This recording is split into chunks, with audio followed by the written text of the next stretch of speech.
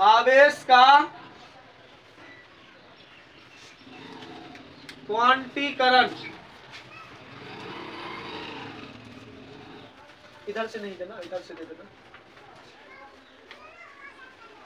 क्वांटीकरण मतलब, क्वांटीकरण मतलब गिनना। क्या होता है? गिनना। ठीक है।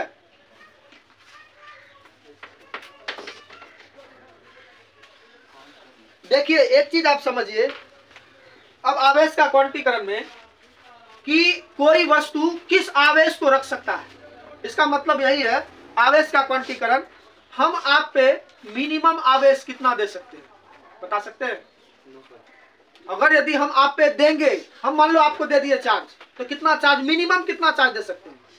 मैक्सिमम तो कितनों दे सकते हैं, लेकिन मिनिमम सबसे कम चार्ज कितना दे सकते हैं? अपना बचा के। सबसे कम आवेश तुम क्या दे सकता है? सबसे कम इलेक्ट्रॉन क्या को दे सकता है? अधिकांश मतलब मिनिमम इलेक्ट्रॉन आप कितना डोनेट कर सकते हैं? एगो। उससे ज्यादा आप 2 को 3 को कर सकते हैं, लेकिन सबसे अधिक, सबसे कम क्या कितना करेंगे? 1 इलेक्ट्रॉन। और 1 इलेक्ट्रॉन पर कितना आवेश होता है? -1.6 गुना 10 पे पावर -19 कूलम। मतलब अगर यदि 1 इलेक्ट्रॉन डोनेट कर रहे हैं तो उस वस्तु पर हम कितना चार्ज दे रहे हैं? 1 इलेक्ट्रॉन के चार्ज के बराबर दे रहे हैं।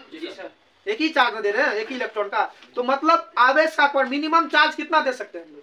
सबसे कम चार्ज 1.6 गुना 10 पे पावर -19, या तो प्लस या तो माइनस, जो हो उससे मतलब नहीं है। लेकिन हम मिनिमम चार्ज कितना हम दे सकते हैं? 1.6 गुना 10 पे पावर -19 कूलम। इसी को हम लोग मूल आवेश भी कहते हैं। क्या कहते हैं? मूल आवेश। ठीक है, या फिर इकाई आवेश इसी को बोलेंगे। मतलब कहने का सिंपल सा अर्थ है, मूल आवेश जो होता है, आवेश का क्वांटीकरण में से ही मूल आवेश निकल के आता है। तो आवेश का क्वांटीकरण में किसको कहेंगे? जो वस्तु किसी चार्ज को रख सकता है। अब ऐसा है, अब आप ही लोग एक चीज बताइए कि हम किसी वस्तु पर 2.8 गुना 10 पे पावर -14 कूलम दे दिए, पॉसिबल है? नहीं है पॉसिबल, क्योंकि 1.6 से बड़ा है ना रे। हाँ पॉसिबल है, लेकिन नहीं होगा पॉसिबल। क्यों नहीं होगा? क्योंकि एक के बाद 1 इलेक्ट्रॉन दे रहे हैं तो कितना चार्ज आ रहा है? -19 कूलम। जैसे दूसरा करेंगे, 2 इलेक्ट्रॉन दे देंगे तो यह 2 से मल्टीप्लाई हो जाएगा, तो ये क्या हो जाएगा? 3.2 गुना 10 पे पावर -19 कूलम। फिर जैसे 3 इलेक्ट्रॉन देंगे, तो इलेक्ट्रॉन तो आधा काट के तो नहीं देंगे, आधा इलेक्ट्रॉन देंगे काट के रे, तो जाएगा तो पूरा इलेक्ट्रॉन जाएगा। और पूरा इलेक्ट्रॉन जाएगा तो मतलब कितना आवेश निकल के जाएगा उस पर? 1.6 गुना 10 पे पावर -19 कूलम लेके जाएगा वो। तो इसका मतलब क्या यह आवेश रख सकता है? नहीं रखेगा। क्यों नहीं रखेगा? क्योंकि इलेक्ट्रॉन के आवेश का यह गुणक नहीं है, इसलिए यह आवेश को नहीं रखेगा। इसी को बोलते हैं आवेश का क्वांटीकरण। मतलब कोई वस्तु उन्हीं आवेशों को रख सकता है जो इलेक्ट्रॉन के आवेश का पूर्ण गुणक हो। पूर्ण गुणक मतलब 1, 2, 3, 4 हो, ना कि 1/2 हो, 0.5 हो, आधा काट के हो, सीधा हो, ऐसा कुछ नहीं हो। लेकिन क्या हो? पूर्ण गुणक हो, 1, 2, 3, 4, 5, 6, 7, 8 ऐसा। ठीक है, तो आवेश का क्वांटीकरण किसको कहेंगे? कोई वस्तु उन्हीं चार्ज को रख सकता है, उन्हीं आवेश को रख सकता है जो इलेक्ट्रॉन के आवेश का क्या होगा? पूर्ण गुणक होगा। पूर्ण गुणक मतलब पूरा गुना होगा, मतलब आधा छीदा में नहीं कटेगा, पूरा कट जाएगा वो। ठीक है, इलेक्ट्रॉन के आवेश से वह आवेश पूरा जो आवेश कट गया, वही समझ लो क्या हो गया? आवेश का क्वांटीकरण। तो सबसे पहले लिखिए इसका डेफिनेशन, लिखिए इसके अनुसार कोई भी वस्तु, इसके अनुसार कोई भी वस्तु केवल उन्हीं आवेशों को रख सकती है, केवल उन्हीं आवेशों को रख सकती है, केवल उन्हीं आवेशों को रख सकती है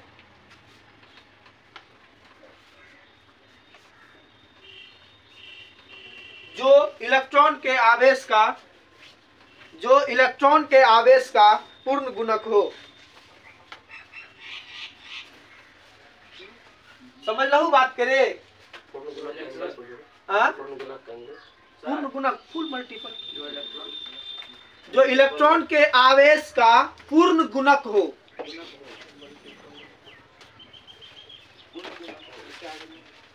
पूर्ण गुणक हो, ठीक है। इसी को क्या कह रहे हैं हम, आवेश का क्वांटीकरण। मतलब इलेक्ट्रॉन के आवेश का क्या हो, पूर्ण गुणक हो। आप ही लोग से पूछा जा रहा है, हम पूछ रहे हैं आप ही लोग से, क्या बताइए 4.8 गुना 10 पे पावर -19 कूलम कोई वस्तु रख सकता है? रख सकता है। कैसे? इसमें किससे भाग दे देना है? इलेक्ट्रॉन के आवेश से।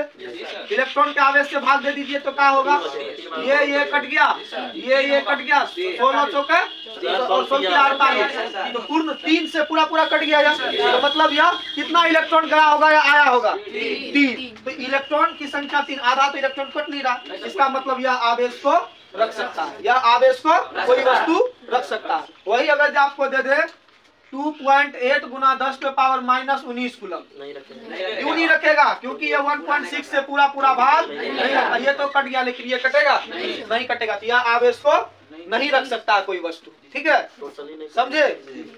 आधा में नहीं कटना चाहिए, ना पॉइंट में कटना चाहिए, पूरा। जैसे 3 से कट गया, ये तो नहीं कट रहा है पूरा। जब पूरा कट जाएगा तो उसी आवेश को वह वस्तु रख सकता है, अन्यथा वह वस्तु नहीं रखेगा। तो आवेश का क्वांटीकरण किसको बोले? इसके अनुसार कोई वस्तु केवल उन्हीं आवेशों को रख सकता है जो इलेक्ट्रॉन के आवेश का पूर्ण गुणक है। ठीक है, चलिए अब इसका इक्वेशन देख लेते हैं। मान लीजिए यदि Q बराबर क्या है, चार्ज है, कोई वस्तु पर चार्ज है Q मान लीजिए, और N बराबर इलेक्ट्रॉन की संख्या है, इलेक्ट्रॉन की संख्या। ठीक है, और E बराबर एक इलेक्ट्रॉन पर आवेश, मतलब एक इलेक्ट्रॉन पर आवेश। इसको याद रखना, या 1 क्वांटम ऑफ चार्ज या फिर मूल आवेश, इसी को क्या बोलेंगे? मूल आवेश। क्या बोलेंगे? मूल आवेश। मतलब 1 क्वांटम ऑफ चार्ज, मतलब एक इलेक्ट्रॉन जाने पर कितना चार्ज आएगा? इतना ही आएगा, एक इलेक्ट्रॉन के चार्ज के बराबर आएगा। तब देखिए Q बराबर क्या होता है, ±Ne। क्या होता है? ±Ne। मतलब जय को इलेक्ट्रॉन रहेगा, उसको इलेक्ट्रॉन के आवेश से क्या करेंगे? गुना कर देंगे, तो उस पर टोटल चार्ज निकल आएगा। तो हमको आवेश का क्वांटीकरण से क्या आता है, Q बराबर ±Ne। तो यहीं से मोड ऑफ ±Ne, तब यहाँ पर Q इज इक्वल टू क्या होगा, Ne। ये हो गया फॉर्मूला इसका। जल्दी से लिख लीजिए, जल्दी से रोक दीजिए।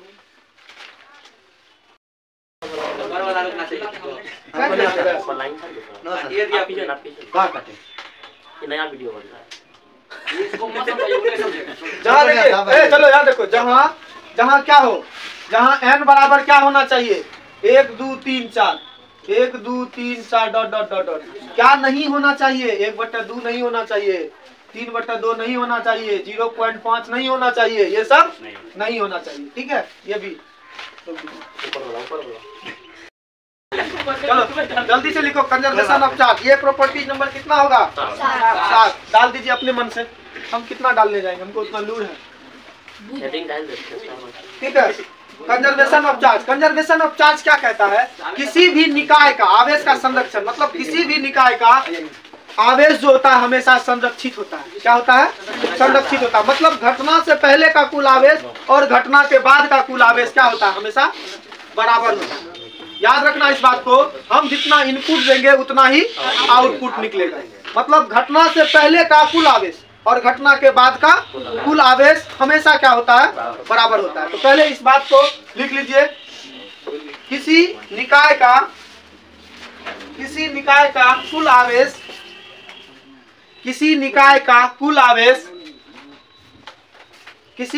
का कुल आवेश हमेशा संरक्षित होता है।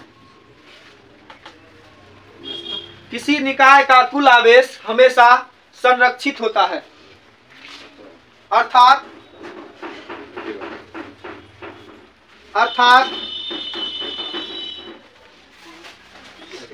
किसी घटना से पूर्व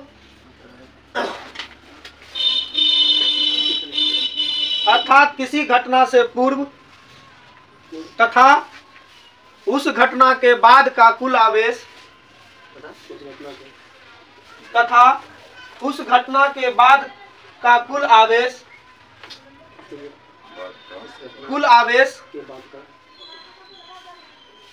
कुल आवेश का परिमाण बराबर होता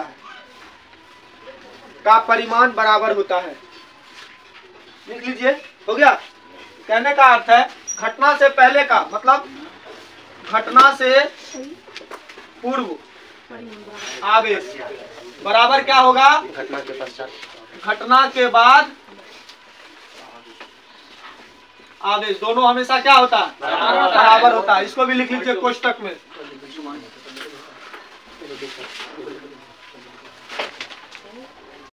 रिएक्शन को हम एग्जाम्पल के तौर पे लेते हैं ताकि खोपड़िया में इजीली वैसे घुस जाए। ठीक है, देखिए यहाँ एक कोई डब्बा है, मान लीजिए यह कोई डब्बा है ना, यह क्या है, कोई डब्बा है। इस पर इस जगह पर +3Q आवेश है, इस जगह पर +2Q आवेश है और इस जगह पर +5Q आवेश है। तो इस डब्बा में टोटल कितना आवेश है, कुल आवेश इस डब्बा में कितना है बबुआ, कितना आवेश है, 10 कूलम। कितना आवेश है, 10 कूलम। ठीक है, इस पर कितना आवेश है, +10 कूलम। अब क्या किए, इसको लड़ना लेके घटोर दिए, मतलब चारों बगल हिला उला दिए। ठीक है, अब ये मिल गया, अब यह मिल गया तो यह 4 भाग में बट गया, जाकर के दूसरे डब्बा में ढारे तो अब यह कितने भाग में बट गया है, 4 भाग में। ठीक है, इस जगह पे 1 कूलम है, इस जगह पे 3 कूलम है और इस जगह पे 4 कूलम है। तो चौथे जगह पर कितना चार्ज रहेगा, मतलब कहने का है घटना से पहले का कुल आवेश और घटना के बाद का कुल आवेश हमेशा बराबर होता है। तो यहाँ भी जोड़ने पर कितना पुरना चाहिए, 10 कूलम। तो अभी इस पर जोड़ने पर कितना पुर रहा है, 8 कूलम। तो यहाँ पर कितना कूलम आवेश हो जाएगा, +2 कूलम आवेश यहाँ पर आएगा। समझे बात को। वही अगर यदि हम कर दे रहे बबुआ, देख यहाँ पर कर दे -2 कूलम आ गया और यहाँ पर +5 कूलम आ गया, यहाँ पर 3 कूलम आ गया, तो यहाँ पर कितना चार्ज आएगा, यहाँ पर कितना चार्ज आएगा, 5 3 8, 8 में से 2 चल गया 6, तो यहाँ का कितना कूलम आएगा, 4 कूलम। वही अगर यदि हम इसी टाइप से दूसरा कर दे, अगर यदि यहाँ पर 3 कूलम आ गया, यहाँ पर 5 कूलम आ गया, यहाँ पर 7 कूलम आ गया, तो यहाँ पर कितने आएगा रे, -5 कूलम आएगा। ये याद रखना, मतलब घटना से पहले और घटना के बाद का कुल आवेश हमेशा बराबर होता है। चाहे कतनो घटोर दे लड़ना से कोई मतलब नहीं है, लेकिन आवेश जितना का है उतने रहेगा, ये याद रखना। यही नियम है कंजर्वेशन ऑफ चार्ज का। बात समझ में आया, कोई दिक्कत नहीं होना चाहिए। पूर्ण आवेश मतलब प्रॉपर्टीज नंबर 8 लिख लीजिए। देखिए कते प्रॉपर्टीज लिखवे छियो और हमसे चारे को याद रखो, फटाक से लिख दिए, लिख देवी तो नंबर अभी तो, इसीलिए चारे को लिखना, 5 को लिखना, ऐसा थोड़े सब लिखना। ये तो हम बता दिए, क्यों बता दिए, क्योंकि इससे रिलेटेड क्वेश्चन भी आते हैं आपके एग्जाम में, इसीलिए हम बता दिए। अब इतना थोड़े लिखना, 2 को 3 को 4 को लिख देगा, कहानी खत्म। चलिए 8 नंबर में लिखिए। देखिए किसी चालक को जब हम आवेश देते हैं, मान लीजिए यह कोई चालक है, कंडक्टर है, क्या है, कंडक्टर है। जब इस पर हम कोई चार्ज देंगे, मान लीजिए इस पर +Q चार्ज दे रहे हैं, क्या दे रहे हैं, +Q चार्ज, तो यह आवेश कहाँ जाएगा, इसके अंदर में नहीं, इसके बाहरी सतह पर वह फैल जाएगा। क्या हो जाएगा, बाहरी सतह पर यह क्या हो जाएगा, फैल जाएगा। अगर यदि किसी चालक, आवेश के पास एक गुण होता है, यदि हम किसी चालक को आवेश देते हैं तो वह क्या होता है, उसके अंदर नहीं जाता है। क्या नहीं जाता है, चालक के अंदर नहीं जाएगा, ये याद रखना। कोई आवेश अगर यदि हम किसी चालक को देते हैं तो वह आवेश चालक के अंदर में नहीं जाता, वह हमेशा कहाँ रहता है, उसके बाहरी सतह पर रहता है। कहाँ रहता है, बाहरी सतह पर रहता है। तो इसी बात को लिखना, लिखिए किसी चालक को दिया गया संपूर्ण आवेश, प्रॉपर्टीज है ना, लिखिए ना, प्रॉपर्टीज 8 नंबर देख के लिखिए ना, बाद में पहले वो लिख लीजिए। किसी चालक को दिया गया संपूर्ण आवेश हमेशा उसके बाहरी सतह पर होता है, हमेशा उसके बाहरी सतह पर होता है। और ये फिगर बना लीजिए, बाहरी सतह पर फैल जाता है, लिख दीजिएगा, होता नहीं है, बाहरी सतह पर फैल जाता है, ये लिख लीजिए। किसी चालक को दिया गया संपूर्ण आवेश कहाँ होता है, उसके बाहरी सतह पर फैल जाता है। और इस फिगर को उतार लीजिए। देखिए यहाँ पर एक और चीज हम आप लोग को बता दें, बहुत ही ज्यादा इंपॉर्टेंट है, इलेक्ट्रोशील्डिंग। क्या चीज, इलेक्ट्रोस्टैटिक शील्डिंग। इस बात को लिख लीजिए, इलेक्ट्रोस्टैटिक शील्डिंग। नोट में लिख लीजिएगा, क्योंकि इलेक्ट्रोस्टैटिक शील्डिंग जो है इसी गुण पर डिपेंड है। किस गुण पर? प्रॉपर्टी नंबर 8 पर ही डिपेंड करता है। इलेक्ट्रोस्टैटिक शील्डिंग, विद्युत परिरक्षक।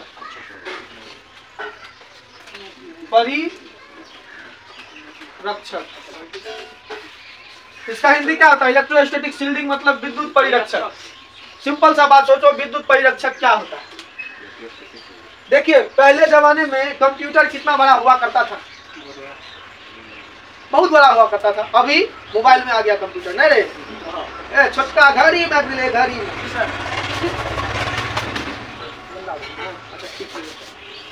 तो कहाँ हो गया कि कहाँ आ गया? बहुत छोटे से पार्ट में आ गया। लेकिन पहले के जमाने में जब कंप्यूटर बीच में मान लो एसी खराब हो गया या कोई डिवाइस का तार छूट गया तो हम पता कैसे, या तार फ्यूज हो गया तो हम पता कैसे करेंगे तार फ्यूज है?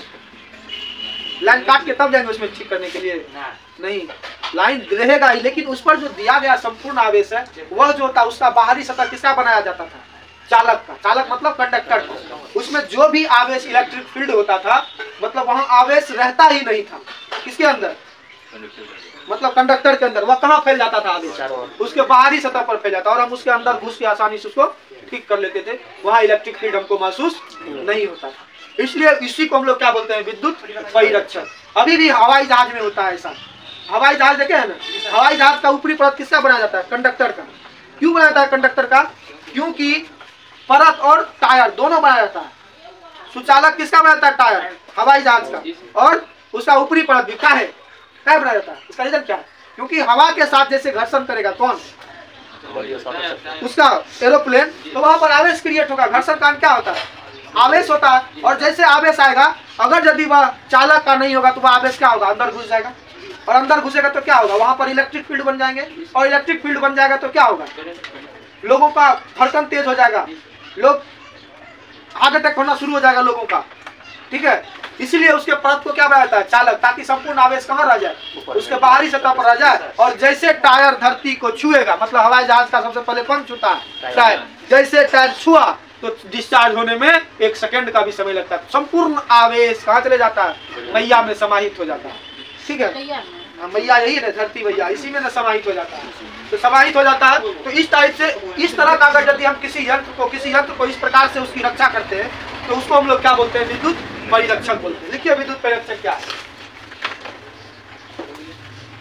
स्थिर विद्युत परिरक्षक लिखिएगा इसका हिंदी पूरा नाम सही से लिख दीजिएगा तो ऐसे होगा। स्थिर विद्युत होता है इसका नाम, या विद्युत भी बोलो तो कोई दिक्कत नहीं है। स्थिर विद्युत परिरक्षक। चलो लिखो वैसे यंत्र जिन्हें विद्युत धारा या विद्युत क्षेत्र से, वैसे यंत्र जिन्हें विद्युत धारा या विद्युत क्षेत्र से, जिसे विद्युत धारा या विद्युत क्षेत्र से सुरक्षा प्रदान करनी हो,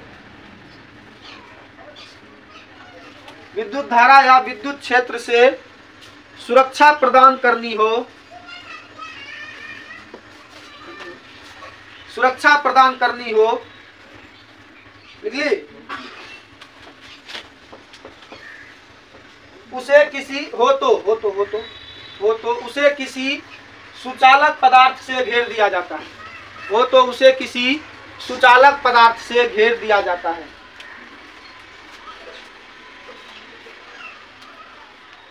उसे किसी सुचालक पदार्थ से घेर दिया जाता है। ऐसा करने से घेर दिया जाता है। हाँ, ऐसा करने से संपूर्ण आवेश उसके बाहरी सतह पर ही रह जाता है। ऐसा करने से संपूर्ण आवेश उसके बाहरी सतह पर ही रह जाता है। बाहरी सतह पर ही रह जाता है और अंदर में वह यंत्र सुरक्षित बचा रहता है। क्या सर? और अंदर में वह यंत्र सुरक्षित बचा रहता है। सुरक्षित बचा रहता है। इस प्रक्रिया को स्थिर वैद्युत परिरक्षण कहते हैं। स्थिर वैद्युत परिरक्षण कहते हैं, मतलब इलेक्ट्रोस्टैटिक शील्डिंग कहते हैं।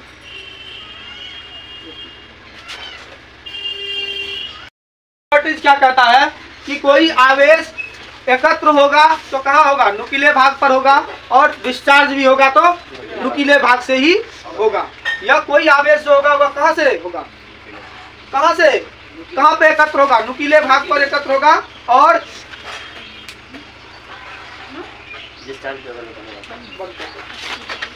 कुछ ज्यादा इसमें